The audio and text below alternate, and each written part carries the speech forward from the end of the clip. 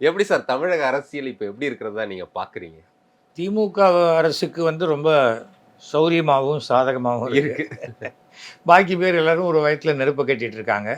ஆனா தனியா ராத்திரில போறவன் இருட்டுல பாடிக்கிட்டே போற மாதிரி நான் தான் ஆட்சி அமைப்பேன், இல்லை நான் தான் துணை முதல்வர்னு தமாஷா பேசிக்கிறாங்க. அப்படிங்களா? எல்லாமே மே மாசம் தெரிஞ்சிடும்னு வச்சுக்கோங்க. ஆனா இப்போதைக்கு வரைக்கும் நீங்க சொல்றத பார்த்தா திமுகவுக்கு தான் இப்ப சாதகமா இருக்கிறதா? காரணம் என்னன்னா அவர்களுடைய கூட்டணி உடையவில்லை. ம். அப்படியே அந்த கூட்டணியிலேருந்து காங்கிரஸ் வெளியில போனாலும் ம். அதுக்கு ஆல்டர்னேட்டான பார்ட்டிகள்லாம் உள்ள வரத்துக்கு ரெடியாக இருக்கிறது. தேமுதிக அவ்வளவுதான். அந்த மாதிரியான கட்சிகள். காங்கிரஸ் வந்து தமிழ்நாட்டில் ம்.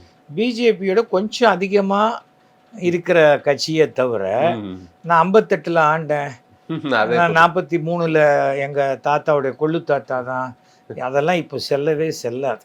ஓகே. இப்போ அந்த அந்த மாதிரி விஜய் ஃபேன்ஸ் மாதிரி அந்த காலத்துலேருந்து யாராவது ஒருத்தராவது இருந்திருக்காங்களா? டிரான்ஸ்ஃபார்மர் மேலே ஏறி நிற்கிறவங்கெல்லாம் இல்லை. ம். அதனால் இப்போ வேற ம். தவிர வந்து இந்த கூட்டணி நம்ம போகிறோம்னா ம். நம்ம சர்வைவலுக்கு போகணும். ம். இப்போ டெல்லி பார்ட்டிகள், நேஷ்னல் பார்ட்டி தமிழ்நாட்டில் வருதுன்னு சொன்னால் அவங்க நாளைக்கு நாம் டெல்லியில் ஆட்சிக்கு வரும் பொழுது ம்.